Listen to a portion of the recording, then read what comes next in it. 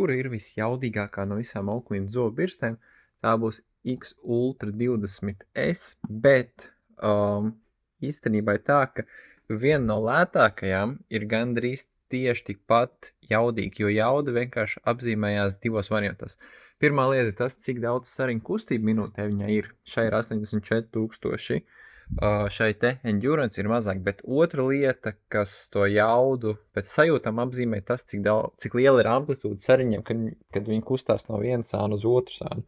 Un šai te endurance ir viena no lielākajām amplitūdām, to var arī vizuāli riktīgi labi redzēt, cik daudz tie sariņi kustās no viena sāna uz otru sānu. Līdz ar to šī birsta pēc sajūtām būs visniknākā no visam.